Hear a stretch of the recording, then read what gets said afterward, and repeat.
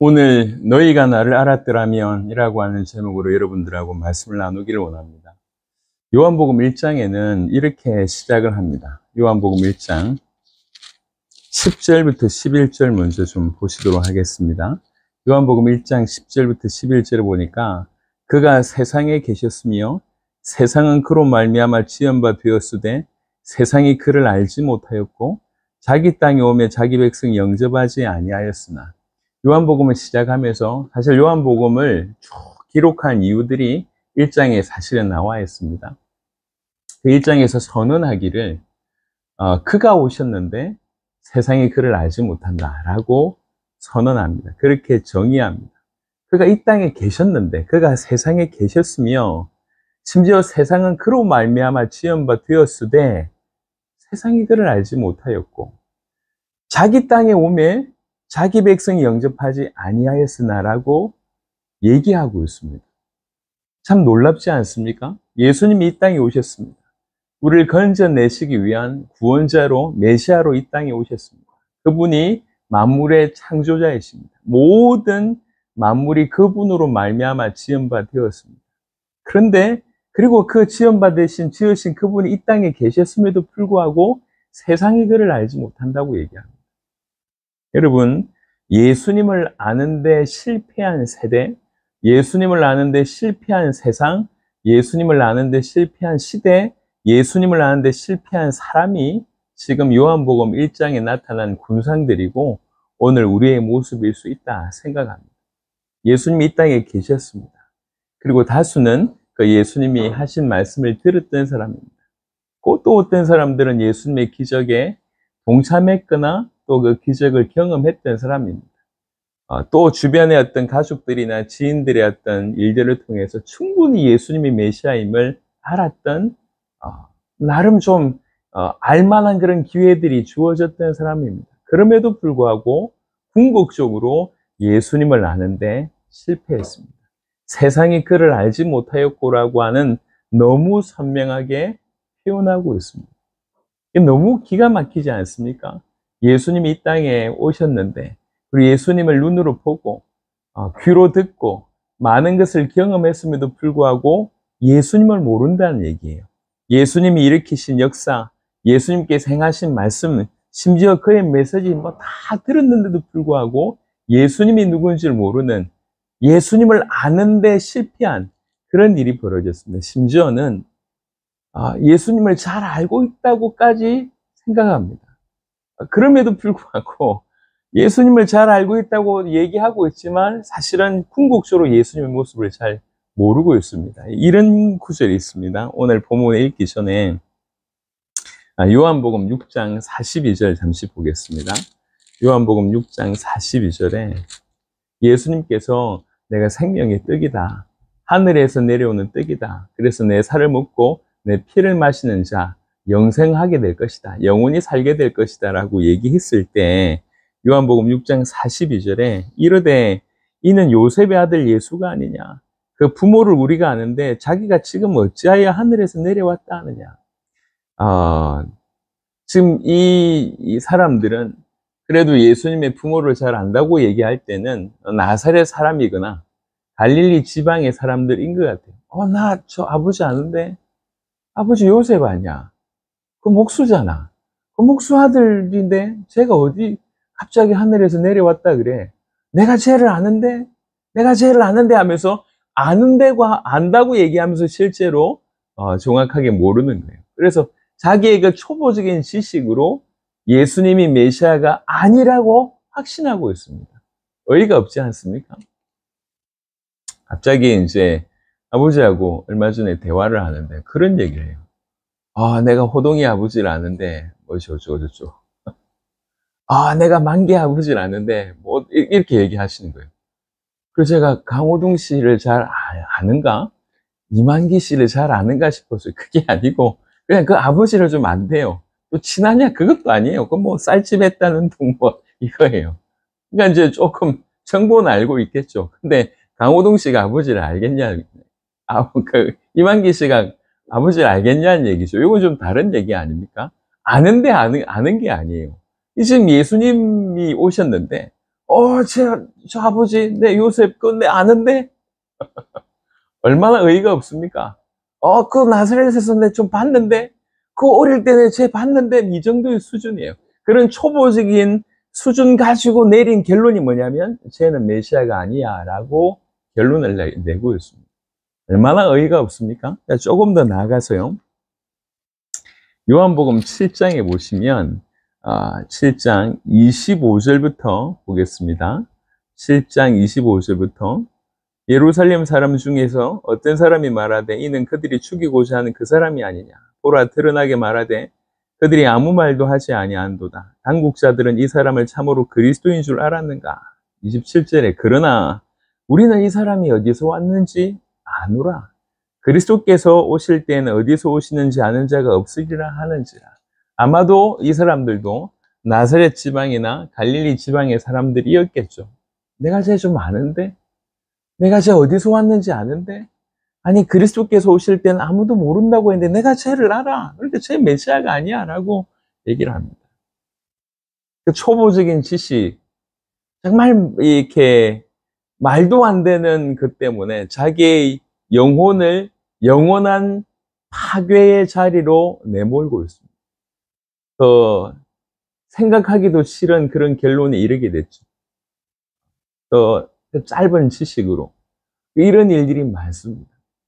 예수님께서 이 땅에 오셔서 메시아로 죽은 자를 고치고, 죽은 자를 살리고, 병든 자를 고치고, 수많은 말씀을 통해서 당신이 메시아임을 드러내는데도 불구하고, 한쪽 구석에서, 네, 제 아버지 아는데, 제 메시아 아니야? 제 사람 어디서 오는 줄 아는데, 저 사람 메시아 아니야? 이러고 앉아있는 거예요.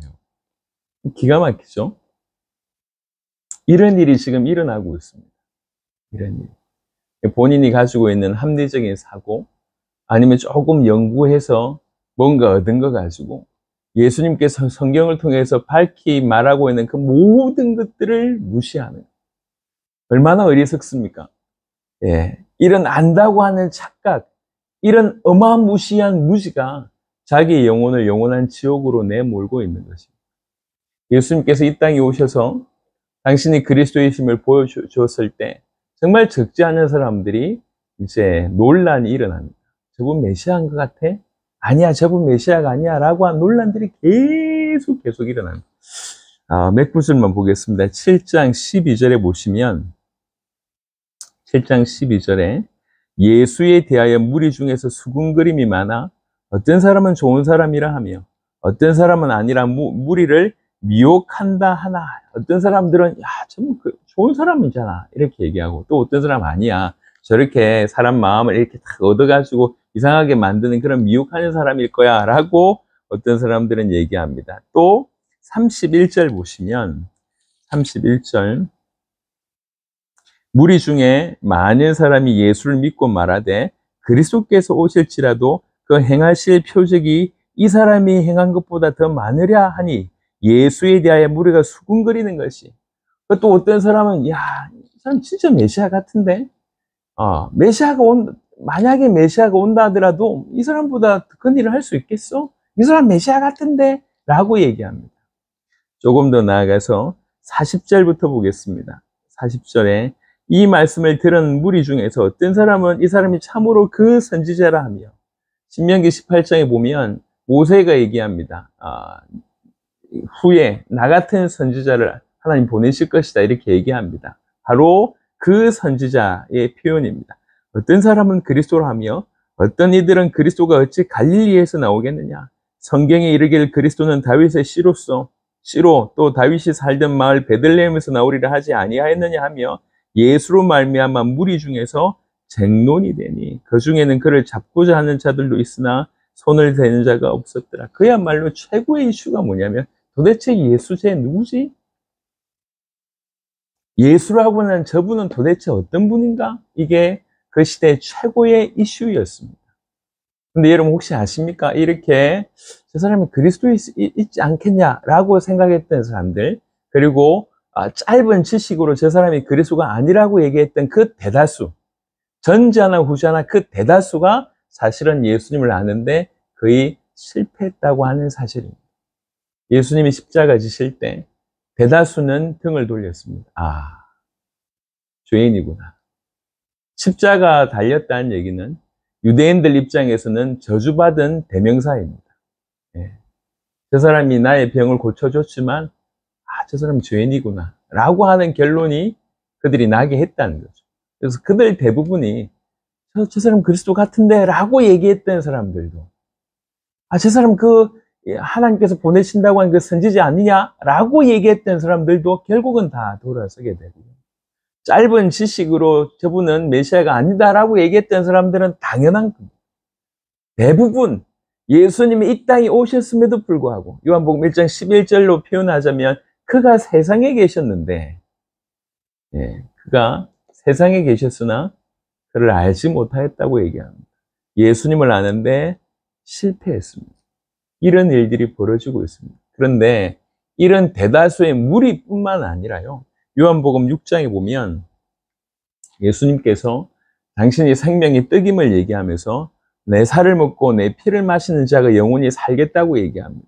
그럴 때 요한복음 6장 66절에 보시면 요한복음 6장 66절에 그때부터 그의 제자 중에서 많은 사람이 떠나가고 다시 그와 함께 다니지 아니하더라 되어 있습니다.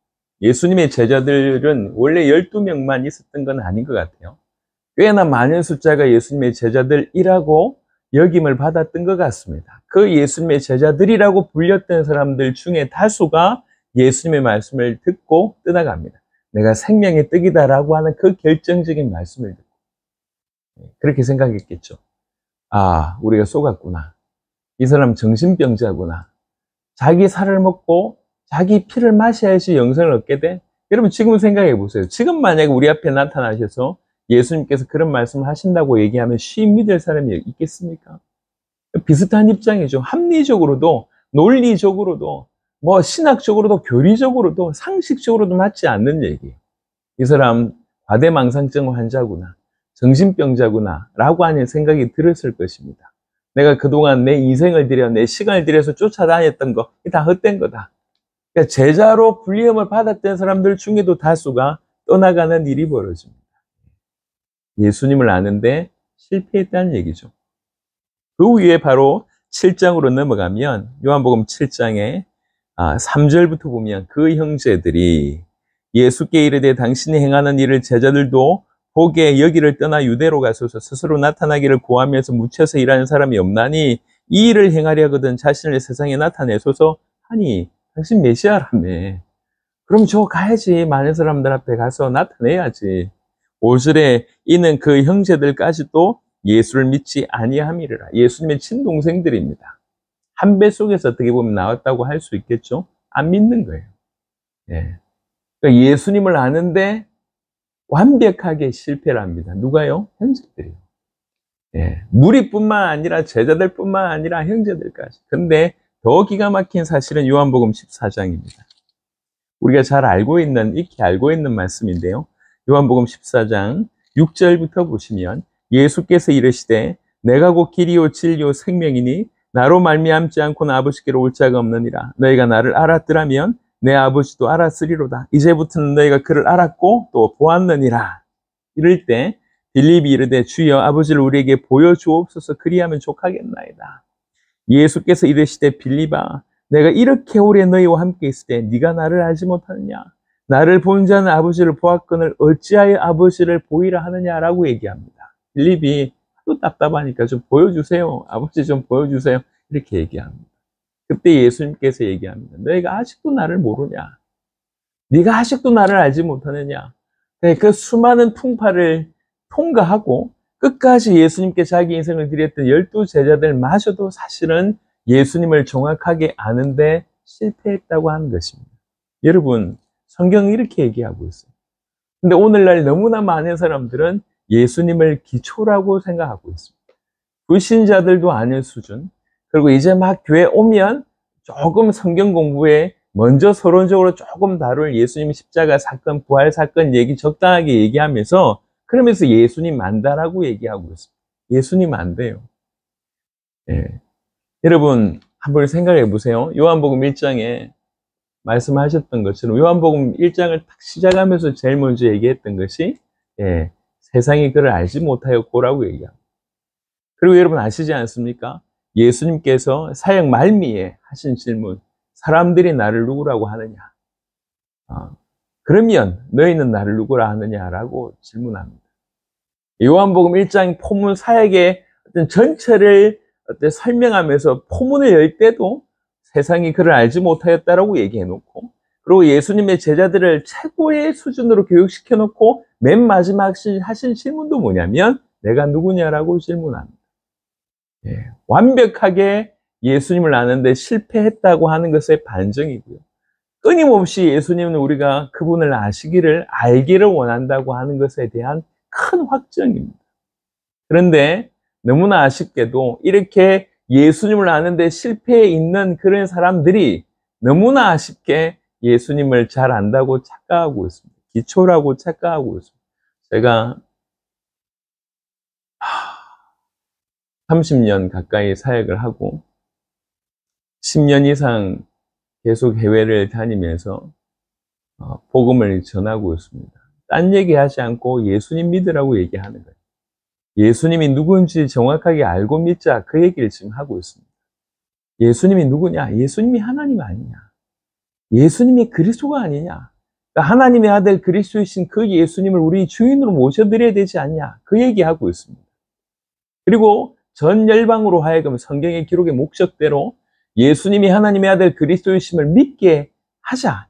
이것 때문에 지금도 저는 스리랑카에 와 있고 앞으로도 그렇게 열심히 뛰려고 하고 있고 우리 성도들과 함께 그 일을 이루려고 하고 있습니다. 계속 예수의 복음을 전하고 있습니다. 예. 저는 이렇게 전하면서 제가 한두 번 고백을 했지만 저는 사실 다른 데 별로 목마르지 않습니다. 그냥 있으면 좋지만 없어도 괜찮은 것들, 세상이 전부 그런 거잖아요.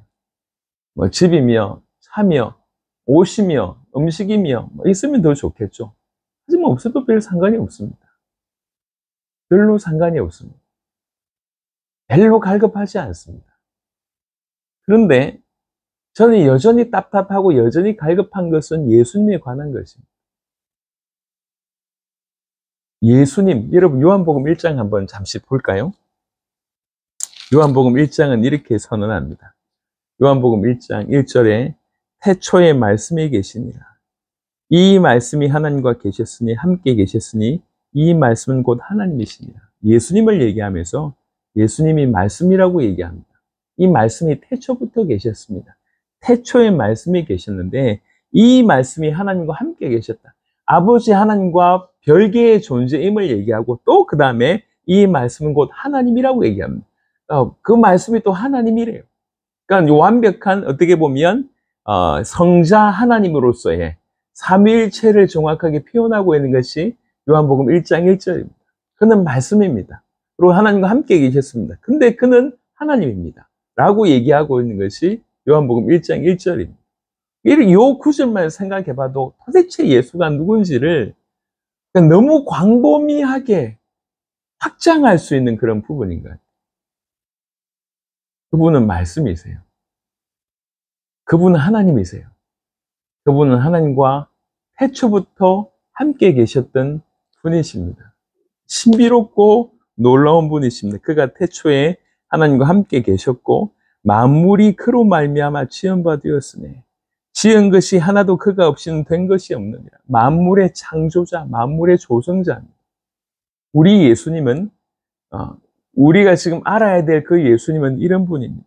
그리고 그 안에 생명이 있었으니 그 그리스도 예수 안에 생명이 있습니다. 그리고 이 생명만이 사람들의 빛이라고 얘기하고 있습니다. 그는 사람들의 빛이라고 얘기할 수가 있습니다. 그는 생명이고 그는 빛이고 그는 말씀이고 그는 하나님이고 그는 하나님과 함께 계셨던 분이고 그는 만물의 창조자, 조성자입니다. 빛이 어둠에 빛이 되어 어둠이 깨닫지 못하더니 하나님께로부터 보내심을 받은 사람이 있으니 그의 이름은 요한이라. 그가 증언하러 왔으니 곧 빛에 대하여 증언하고 모든 사람이 자기로 말미암아 믿게 하려 함이라. 그는 이 빛이 아니요 이 빛에 대하여 증언하러 온 자라. 9절에 참빛, 곧 세상에 와서 각 사람에게 비추는 빛이 있었나니 이게 9절까지의 설명입니다. 도대체 예수님이 누굽니까? 많은 사람들이 예수님을 그냥 육신적으로만 알고 있습니다. 오늘 사실은 이제 본문 요한복음 8장인데요. 8장으로 넘어가 보면 요 배경 가운데 8장을 보겠습니다. 8장 12절부터 보겠습니다. 8장 12절. 예수께서 또 말씀하여 이르시되 나는 세상의 빛이니 나를 따르는 자는 어둠에 다니지 아니하고 생명의 빛을 얻으리라. 바리새인들이 이르되 네가 너를 위하여 정언하니 네 정언은 참되지 아니하도다. 지금 계속 논쟁합니다. 바리새인들이 계속 비난하죠. 예수께서 대답하여 이르시되 내가 나를 위하여 정언하여도 내 정언이 참되니 나는 내가 어디서 오며 어디로 가는 것을 알거니와 너희는 내가 어디서 오며 어디로 가는 것을 알지 못하느니라. 그러면서 하시는 말씀이 너희는 육체를 따라 판단하나. 계속 결국 이렇게 예수님에 관해서 이제 나름의 판단을 가지고 하는 이유가 결국 육체의 판단이라는 거죠. 저 뭐 나사렛에서 나온 저 뭐 갈릴리 사람 아니야. 저 뭐 아버지 목수 그 요셉 그 아들이잖아. 뭐 내가 그거 아는데 이 정도의 수준입니다. 전부 육체로 판단하는. 그분이 하신 말씀, 그분이 행하신 일들, 이 모든 것들을 통해서 그분은 분명히 메시아임을 계속 보여주셨음에도 불구하고 철저하게 육체적인 어떤 판단으로 말미암아 그분을 아는데 실패하게 됩니다. 요한복음 1장에 얘기합니다. 그분은 그냥 단순히 보이는 모습이 아니잖아요. 그분은 하나님이시고 그분은 창조자십니다. 그분은 하나님과 함께 계셨던 분이고 그분은 말씀이십니다. 그분이 생명이시고 그분이 빛입니다. 그런데 이 사실을 알지 못한다는 거죠. 아까 말씀드렸습니다. 무리도 아는데 실패를 합니다. 형제들도 아는데 실패를 합니다. 한때 제자였던 자들도 아는데 실패를 합니다. 그리고 꾸준히 3년 이상 쫓아다녔던 제자들도 결국 요한복음 14장에 예수님이 참으로 누구신지를 몰랐다는 겁니다. 분명 3년을 쫓아다녔는데요. 3년 그 이상을 쫓아다녔는데요. 너무 많은 것을 봤음에도 불구하고 예수님이 누구인지 정확하게 모르고 있습니다. 계시를 안 해주셨다면 모르겠지만 많은 부분에 계시하셨는데도 불구하고 눈이 열리지 않는 그런 탓이겠죠. 예수님이 하시는 말씀을 듣고 예수님이 일으키신 역사 보고 일으키신 기적 보고 죽은 자 살리는 걸 다 보고 다 봤음에도 불구하고 예수님을 아는데 실패했다. 이게 얼마나 기막힌 일입니까? 그때 세상에 예수님께서 세상에 계셨을 때 그런 일이 벌어졌습니다. 그런데 시간이 오래 지난 이후로 지금 우리는 눈으로 그분을 볼 수 없고 그분의 기적을 경험할 수 없습니다. 초대교회 예수님 당대에 예수님을 눈으로 봤던 그들과 비교해 보면 우리의 경험은 너무나 현저하게 떨어집니다. 그럼에도 불구하고 이 모자란 인생들이 쉽게 하는 말이 예수님을 기초라고 하고 있습니다. 예수님을 안다고 얘기하고 있습니다. 어느 정도 아는지 모르겠지만 예수님을 안다고 얘기하고 있습니다. 예수님을 아는데 실패한 어떤 모습들이 그대로 오버랩이 되는 것 같습니다. 여러분, 요한복음 1장에 세상에 계셨는데 세상은 그를 알지 못하고 이 대목은 우리로 하여금 정말로 많은 메시지를 주고요. 예수님의 공생의 사건 이후에 그 마지막 대목에 친애하는, 어떻게 보면 가장 사랑하는 자기 사도들에게도 딱 하나를 물어봅시다. 너희는 나를 누구라고 하느냐? 그 질문을 했다는 것 자체가 충격적인 얘기예요. 이제 가서 부지런히 뭔가를 해라. 이 얘기를 하기 이전에 내가 누구냐? 이 얘기를 다시 묻습니다. 그 질문은 너무나 진지한 질문입니다. 저는 그래서 제가 그동안 이 복음을 계속 전해온 결과치로서 그리고 그 길을 걷고 있는 정인으로서 제가 저를 볼 때 저는 여전히 목마릅니다. 최근에 제목도 계속 어떻게 보면 그리스도에 대해서 예수님에 관해서 지겹지도 않나라고 얘기할 만큼 계속 이 메시지를 하고 있습니다. 저는 지겹지 않습니다. 예수님 얘기만, 그분이 그리스도라고 하는 그 사실만 계속 얘기하고 싶습니다. 할 수만 있다면 하루에 10시간이든 한 달에 100시간이든 계속 예수님만 얘기할 수 있다고 하면 그것이 저에게 허락되어진 최고의 복인 것 같습니다. 여러분, 우리는 올바른 목표를 정확하게 정하지 않으면 금방 방향성을 잃어버린다고 하는 것을 잘 알고 있습니다. 성경을 통해서 성경 들고 방향성을 놓쳐버린 사람들이 사실은 많다는 것들을 우리가 경험했고 우리 주위가 보고 있습니다. 얼마든지 그런 유혹의 부분들이 많고 또 뭐가 중요한지를 잃어버리면 다 그냥 비슷비슷하게 보일 뿐입니다. 그토록 많은 신학자들이, 죄송합니다, 그토록 많은 신학자들이 과연 복음을 어느 정도 깊이 있게 누리고 있고 복음을 전하는 삶을 어느 정도 살고 있을까요? 신학자들이 해놓은 어떤 훌륭한 일들도 많습니다. 하지만 그 신학자들이 길을 잘못 제시하는 바람에 너무나 많은 사람들이 길을 잃었다고 하는 것들도 우리 역사를 통해서 알 수가 있습니다. 금방 길 잃을 수 있습니다. 성경을 많이 보고도 길 잃을 수 있고 기도 응답 많이 받고도 길 잃을 수 있고 심지어 죄송합니다, 그렇게 열심히 전도하면서도 길 잃을 수 있습니다. 찬양 많이 하면서 길 잃을 수 있습니다. 기도 많이 하면서 길 잃을 수 있습니다. 사람들 구제봉사 많이 도우면서도 길을 잃을 수 있습니다. 길 잃을 수 있습니다. 성경은 계속 주구장창 예수가 누군지를 얘기하고 있습니다. 성경 전체는 그리스도에 관한 얘기입니다. 그리스도에 관한 약속입니다. 예수가 그리스도라고 하는 것을 믿게 하기 위해서 성경은 기록됐다고 계속 얘기하고 있습니다.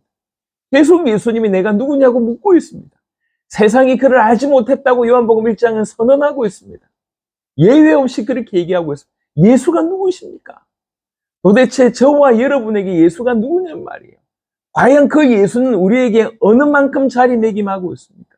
하나님이라고 얘기하고 있고 하나님의 말씀이라고 얘기하고 있고 하나님과 함께 계셨고 만물의 창조주요 만물의 조성자요 빛이요 생명이신 그분이 우리에게 어느 정도로 그렇게 자리매김하고 있습니까? 그냥 떠도는 얘기입니까? 이렇게 떠도는 단어입니까? 아니면 실제로 이것들이 나에게 정말 나의 하나님이다, 나의 말씀이 맞다, 나의 빛이 맞다, 나의 생명이 맞다라고 다가오고 있습니까? 이건 다른 얘기 아닙니까? 여러분, 예수 알기를 실패한 세대, 예수 알기를 실패한 시대, 예수 알기를 실패한 세상, 예수 알기를 실패한 사람 가운데 지금 우리가 놓여 있습니다. 그래서 요한복음 1장 12절은 이렇게 얘기를 합니다. 요한복음 1장 12절 11절과 연이어서 보면 그가 세상에 계셨으며 세상은 그로 말미암아 지은 바 되었으되 세상이 그를 알지 못하였고 자기 땅에 오며 자기 백성 영접하지 아니하였으나 이런 가운데 영접하는 자, 곧 그 이름을 믿는 자들에게는 하나님의 자녀가 되는 권세를 주셨습니다. 그런 가운데 진실로 영접한다. 그래서 정말 그 이름을 믿는 자다. 그러면 하나님의 자녀가 되는 권세를 당연히 주실 수밖에 없는 것입니다. 이 세상이 지금 그렇습니다.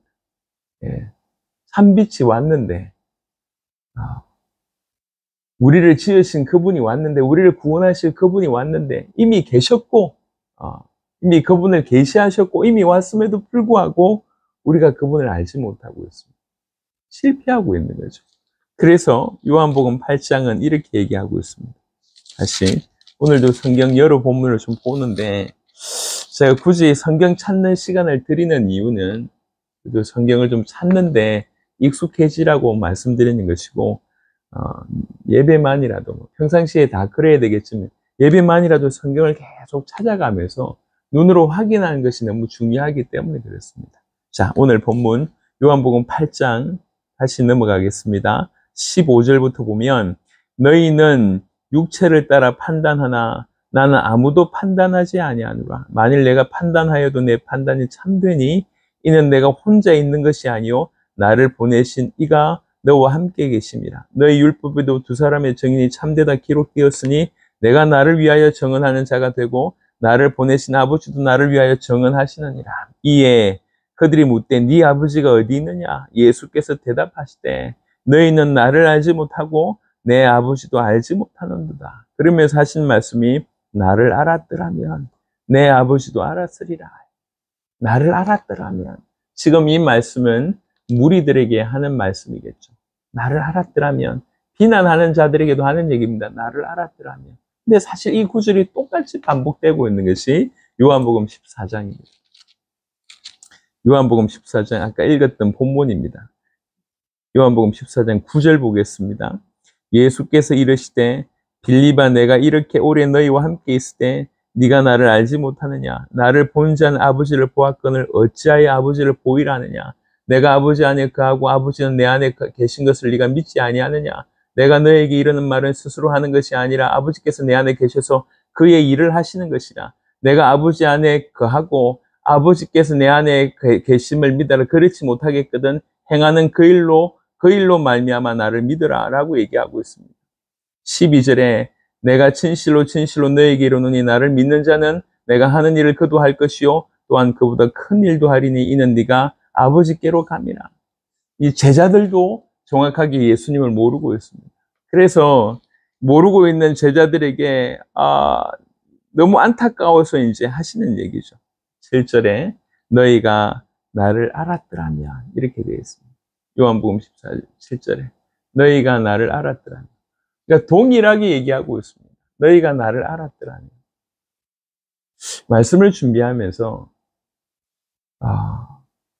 이럴 수가 있는가 하는 생각이 들었어요.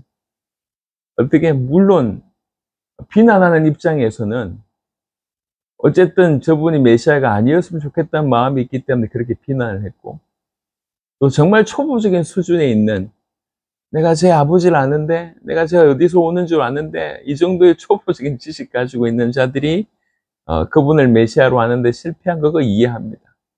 근데 예수님의 형제들이 예수님을 아는데 실패하고, 소위 말해서 예수님을 한때 쫓아다녔던 제자들이 예수님을 아는데 실패하고, 더 충격적인 것은 예수님을 따라서 자기 일평생을 들였던 제자들마저도 예수님 십자가 지시기 전에, 그리고 그분이 완벽하게 부활하신 것을 보기 전까지 예수님을 정확하게 아는데 실패했다고 하는 사실이 우리에게 좀 많은 것을 상기해 줍니다. 우리는 이미 성경을 통해서 예수님이 하나님의 아들 그리스도라고 하는 지식은 얼마든지 얻을 수가 있습니다. 그것은 우리가 그들보다 우리에게 주어진 은혜가 크기 때문에 그렇겠죠. 완벽한 성경이 우리한테 주어진 바 되었기 때문에 그렇겠죠. 하지만 과연 우리가 예수님을 아는 수준이 그 제자들 보고 너희가 나를 알았더라면 이라고 얘기할 때 그 요한복음 14장 그 때를 기준해서 그들이 알고 있는 수준과 지금 우리가 알고 있는 수준을 비교한다고 하면 우리가 그들보다 앞서다고 얘기할 수 있겠습니까? 물론 입에 발린 소리 아니면 이미 익히 알고 있는 지식을 얼마든지 읊어내는 것은 할 수 있겠지만, 우리 가슴이, 내 가슴이 말하는 그 예수에 관한, 나의 언어로 예수에 관한 뭔가를 얘기할 때 과연 우리가 어떻게 얘기할 수 있겠습니까? 우리를 보시고 예수님께서 네가 나를 참 알았더라면 좋았겠다 얘기하시지 않으시겠습니까? 저는 그럴 것 같아요. 저는 제 수준의 상태 가지고 예수님께서 저한테 그렇게 얘기할 것 같습니다. 성우가 네가 나를 좀 알았더라면 이라고 얘기하실 거예요. 우리 모두가 사실은 그런 영적인 비참한 수준에 있지 않습니까? 그럼에도 불구하고 예수님을 아는데 이 정도 미비한데도 불구하고 어느 사이에 우리는 예수님 말고 다른 데 눈을 돌리려고 하는 수많은 시도를 하고 있습니다. 뭐가 그렇게 눈이 돌아가나요? 뭐가 그렇게 응답받을 게 많습니까? 뭐가 그렇게 예수의 이름으로 뭔가를 하려고 하는 것들이 많을까요? 우리는 왜 언제부터 그렇게 됐습니까? 여러분, 우리 복음 가득한 교회 성도들, 우리 모두가 다시 한번 늘 얘기하지만 복음 앞에 서야 돼요. 늘 얘기하지만 우리는 복음으로 돌아가야 돼요. 복음 말고는 얘기할 게 더도 없어야 될 것입니다. 우리는 예수의 미친 바 된 사람들이어야 되고 오직 그리스도 예수께 사로잡힌 바 된 사람들이어야 됩니다.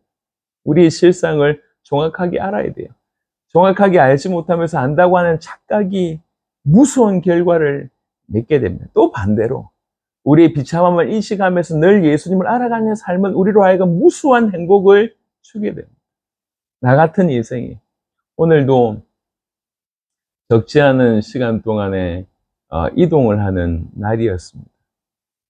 차만 한 거의 7, 8시간을 탔던 것 같아요. 중간에 비가 오기도 하고 날이 개기도 했어요.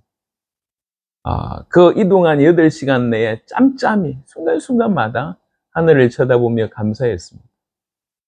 또 찬양을 들으며 기도했습니다. 또 같이 가는 팀들과 교제하면서 그 안에 찬양이 있었고 또 여러 가지 묵상이 있었고 생각이 들었습니다. 그때마다 순간순간마다 참 감사하다. 어떻게 이런 제자들과 함께 이런 사역을 할 수 있는가? 불교가 왕성한 이 땅에서 복음 전한다고 여기 와서 복음의 생명건자들 만나고 이렇게 살아갈 수 있는가? 네, 감사했습니다. 또 한편으로는 굉장히 그래서 더 목말랐습니다. 어떻게 하면 더 많은 영혼들, 어떻게 하면 이 땅을 다 살릴 수 있을까? 수치적으로 계산해 볼 때 이렇게 우리 살아있을 때 주님 오시기까지 이렇게 과연 주님 오실 길을 진실로 준비할 수 있을까 생각할 때 육신적으로는 부족한 게 많습니다. 그럼에도 불구하고 우리를 부르셔서 지금까지 그 일을 행하셨고 또 앞으로 행하실 것을 생각할 때 참 감사했습니다. 여러분, 예수님을 알아간다는 거, 그냥 하늘을 쳐다보며 그분이 만물을 지으신 그분이 나를 사랑해서 대신 죽으시고 내게 생명 주셨다고 하는 것들이 그냥 하늘 쳐다보면서 순간순간 느껴질 때마다 찾아오는 행복감. 우리가 길을 걸어가면서 시행착오 많습니다. 그리고 우리 자신을 돌아볼 때 부족한 거 많습니다. 부족한 거 많다라고 하는 그 표현으로도 어떻게 합당치 않을 만큼 더럽고 수준 낮습니다. 우리 모두가 그렇지 않습니까? 그럼에도 불구하고 이 한계에 있는 유한한 인간이 이 땅에서 예수님을 계속 알아가는 재미로 살아가고 그 예수님과 동행하면서 어떻게든 이 예수님의 사역에 동참하고 어떻게든 예수님의 어떤 그 복음을 얘기할 수 있는, 전할 수 있는 그런 어떤 삶을 살아간다고 하는 것이 이처럼 행복감에 사로잡힐 수 있는 건 없는 것 같습니다. 죄송합니다. 깊이 있게 자기 전부로 예수님을 받아들이지 않으면서도 주어들은 몇 가지로 예수님을 안다고 하는 착각으로 더 이상 예수님을 알려고 하지 않는 시도. 그래서 그 예수님에 관한 지식에는 너무나 비참한 수준에 머물러 있지만 더 이상 예수를 알려고 하는 그런 시도가 없는 삶은 점점 메말라가는 삶이라고 저는 감히 얘기할 수 있습니다. 그 결과는 뻔할 것입니다. 그런데 자기가 비참함을 이미 알고 사람들 중에도 아주 낮은 수준의 그냥 이렇게 중급도 아니고 하급 정도밖에 안 되는, 굳이 표현하자면 낮은 언어로 표현하자면 그 정도밖에 안 되는 우리 인생이라도 예수님을 알고 그 예수님이 나를 사랑하심에 대해서 깨닫고 그래서 나 같은 놈이 예수님을 알아가려고 계속 마음문을 열고 또 그렇게 채워주신 것들에 대해서 감사하고 어떤 순간에 눈물이 나고 기도가 되고 그리고 나 같은 놈 건져주셔서 감사하다고 고백할 수 있고 또 어떻게든 그분을 위해서 조금이라도 좀 헌신할 수 있고 이런 어떻게 보면 좀 소소한 어떤 그런 삶, 그 삶이 그 예수를 향한 그 삶이 얼마나 우리로 하여금 행복하게 하는지 모릅니다. 이미 경험하고 계시지 않겠습니까? 여러분, 감히 얘기합니다. 오늘날의 시대가 예수님 당대의 시대와 다를 바 있냐? 그때처럼 예수님을 아는데 실패한 세상 아닌가? 그때처럼 예수를 아는데 실패한 시대가 아닌가 싶어요. 조금 더 정말 죄송하지만 조금 더 극단적으로 얘기하면 예수님을 아는데 실패한 교회가 아닌가? 감히 그렇게 얘기해보고 싶습니다. 이때에 요한복음 1장 12절 그래서 큰 감동이 되는 거예요. 세상에 왔는데 그가 세상에 계셨고 자기 땅에 왔는데 아무도 그를 맞이해 주지 않을 때 세상이 그를 알지 못할 뿐만 아니라 아무도 그를 영접하지 않을 때 영접하는 자, 곧 그 이름을 믿는 자들에게는 이렇게 나갑니다. 그런 세상 가운데서 영접하는 자가 있다는 거예요. 그 자가 하나님의 자녀가 되는 것을 주셨다고 성경은 얘기하고 있습니다. 바로 우리가 그런 자여야 합니다. 전부 예수하는데 실패해도 하나님의 은혜로 우리만이라도 예수님 정확하게 알고 온 몸으로 예수님을 모셔드리고 받아들이고 온몸으로 예수가 그리스도 되심을 깨닫고 계속 예수님을 알아가는데 우리 남은 생애를 기꺼이 즐거운 마음으로 예수님께 드리는 그야말로 예수에 속한 자. 예전에 우리 믿음의 선배들은 그렇게 놀림을 받았다고 합니다. 예수쟁이라고 놀림을 받았다고 합니다. 근데 요즘에는 예수쟁이가 찾아보기가 참 힘이 드는 것 같습니다. 예수쟁이라는 얘기는 예수에 미쳤다는 얘기거든요. 입만 열면 예수밖에 얘기 안 한다, 그 얘기거든요. 그러니까 예수쟁이가 사라졌어요. 안타까운 일입니다. 지금 다시 한번 예수쟁이로서의 삶이 우리 가운데 필요합니다. 요한복음 20장에 이런 곳이 나옵니다. 우리에게 굉장히 희망이 되는 그런 본문이 하나 나옵니다. 요한복음 20장 24절부터 보겠습니다. 요한복음 20장 24절. 12제자 중에 하나로서 디두모라 불리는 도마는 예수께서 오셨을 때 함께 있지 아니한지라. 다른 제자들이 그에게 이르되 우리가 주를 보았노라 하니 도마가 이르되 내가 그의 손에 못자국을 보며 내 손가락을 그 못자국에 넣으며 내 손을 그 옆구리에 넣어 보지 않고는 믿지 아니하겠노라 하니라. 여드레를 지나서 제자들이 다시 집 안에 있을 때에 도마도 함께 있고 문들이 닫혔는데 예수께서 오사 가운데 서서 이르시되 너에게 평강이 있을지어다 하시고 도마에게 이르시되 네 손가락을 이리 내밀어 내 손을 보고 네 손을 내밀어 내 옆구리에 넣어보라. 그리하여 믿음 없는 자가 되지 말고 믿는 자가 되라. 28절에 도마가 대답하여 이르되 나의 주님이시오 나의 하나님이시니라. 이 짧은 순간에 도마는 진실로 참된 변화가 일어났던 것 같습니다. 예수님을 쫓아다녔던 도마, 심지어 나머지 10제자가 부활하신 예수님을 만났다고 하더라도 그것을 인정하지 않는 도마. 못 믿겠다는 거예요. 그러니까 그 사실을 못 믿겠다, 요 말도 맞지만 예수님이 진실로 메시아냐? 못 믿겠다는 거예요. 진실로 메시아라고 하면 진짜로 부활해야 되지. 내 앞에 나타나서 내가 손 만져보고 해봐야지 라고 얘기를 합니다. 그 말씀을 들으시고 예수님께서 도마에게 보여주셨습니다. 그래놓고 도마는 비로소 나의 하나님이고 나의 주님이라고 고백합니다. 이 고백은 예수님을 진실로 알았던 고백입니다. 가장 합리적인 생각으로 예수님의 부활조차 주변의 모든 사람이 부활했다고 얘기함에도 불구하고 그걸 거절했던 어떻게 보면 우리 같은 그런 인생이 예수님이 부활하신 것을 목격하면서 진실로 예수님 당신은 하나님이십니다. 당신은 나의 주님이십니다. 라고 고백했던 바로 요 모습. 요게 지금 우리 안에 필요하다는 얘기입니다. 저는 요 얘기를 하고 싶은 겁니다. 지식을 넘어서 경험치를 넘어서 이러면 사도들이 다 경험했잖아요. 다 뭔가 들었고 뭔가 봤잖아요. 그 경험치를 넘어서 그 영혼 깊숙한 곳에 생명 대 생명으로 부딪힌 거예요. 예수와 나의 전부가 부딪힌 겁니다. 내 전부로 예수님을 맞이한 겁니다. 정말 나의 주님이십니다. 정말로 나의 하나님이십니다. 거기서 끝나냐? 그렇지 않겠죠. 계속 더 너무 크신 분이라 계속 더 알아가되 더 기쁨으로 알아갔겠죠.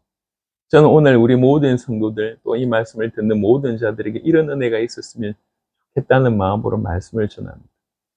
여러분 너무 의의가 없지 않습니까?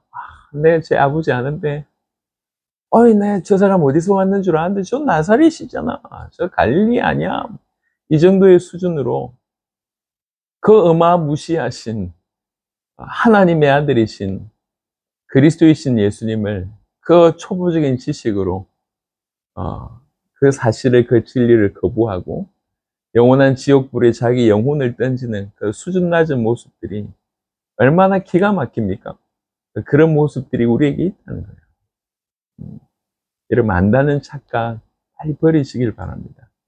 다른 게 커 보인다고 하는 생각 빨리 바꾸시길 바랍니다. 성경에서 말하는 수많은 것들이 지향하는 바는 하나입니다. 예수님을 지향합니다. 그리스도를 목적으로 합니다. 예수님이 그리스도라고 하는 것을 계속 보여줘서 그걸 믿게 하는 것이 성경입니다. 그렇다고 하면 우리도 그렇게 믿는 것이 가장 은혜 중에 은혜라고 말씀드릴 수가 있겠습니다. 정말 부디 예수님께 목마르시는 저와 여러분 되었으면 좋겠습니다.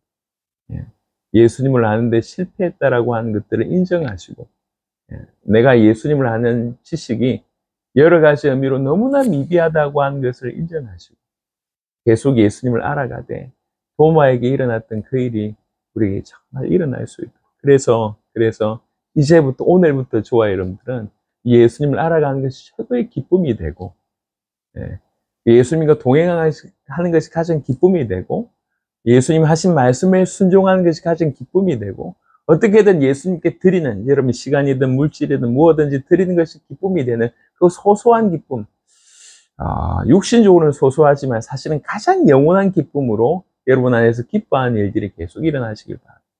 가끔씩 하늘을 보세요. 전 우주를 만드신 그분이 나를 사랑하다 미쳐서 나 대신 죽으셨다고 하는 그 사실, 그 짧은 묵상 해보세요. 이게 얼마나 놀라운 일인지. 나 같은 걸 건져내겠다고, 내가 그런 사랑을 받은 존재라고, 그 내 안에, 들어온 내 안에 그분이 나와 정말 함께 계시다고, 나를 통해서 감히 이 유한한 인생에, 이 죄 많은 인생에 그분이 나와 동행하셔서 그분의 일을 하시겠다고, 그분의 일을 나를 통해서 하시겠다고, 내 인생을 통해서 영생의 영원한 하나님의 나라에서 어떤 놀라운 상급으로 이어질 일을 내 인생을 통해서 하시겠다고. 이게 진짠가? 얼마나 놀라운 인생입니까? 그래서 우리 모두 예수님을 알아가는 복된 인생이 되었으면 좋겠습니다. 예수님을 전하는 복된 인생이 되었으면 좋겠습니다. 완벽하게 예수님을 아는데 실패한 세상에 계셨고, 세상에 그로 말미암아 지연바 되었는데, 그가 오셨는데, 그를 자기 땅에 오셨는데 아무도 영접하지 않을 때 영접하는 자, 곧 그 이름을 믿는 자라고 하는 이 놀라운 범주 안에 저와 여러분 들게 되시길 바랍니다. 세상 핑계할 거 없습니다. 세상 뻔합니다. 예수님 알고 예수님을 영접하고 그 예수님을 전하는 즐거움으로 살게 되는 저와 여러분 되시기를 주의 이름으로 축원합니다. 지금 약 밤 12시입니다. 스리랑카 사역을 한참 하고 오늘도 많은 이동을 하고 나서 도무지 녹화를 할 수 없는 그런 스케줄이라 늦은 밤에 이렇게 혼자서 지금 녹화하고 있습니다. 조금 두서없는 말이 혹여 있을지라도 그걸 잊어주시길 바라고, 그 중심에 하나님께서 중심으로 전달하는 그런 은혜의 말씀만 여러분 가운데 남게 되기를 그리스도 예수 이름으로 축원합니다. 살아계신 주님 감사합니다. 너희가 나를 알았더라면 이라고 하는 예수님 말씀에 큰 울림이 되고 큰 돌이킴이 되고 큰 회개가 됩니다. 주님 그렇습니다. 우리가 주님을 알아야 됩니다. 더욱 주님을 알아야 됩니다. 더욱 주님을 알아가는 삶을 살아야 됩니다. 주님 우리 마음을 겸손하게 하셔서 예수님 당신을 아는데 겸손하게 하셔서 더욱 사모하는 마음으로 다가갈 수 있도록 역사하여 주옵시고, 당신을 알고 당신을 알아가고 당신에게 우리 자신을 드리고 전부로 당신을 만나는 그런 일이 우리 모든 성도들 가운데, 이 말씀을 듣는 자들 가운데 임하도록 역사하여 주시옵소서. 감사를 드렸고 우리 주 예수 그리스도의 이름으로 기도드렸습니다. 아멘.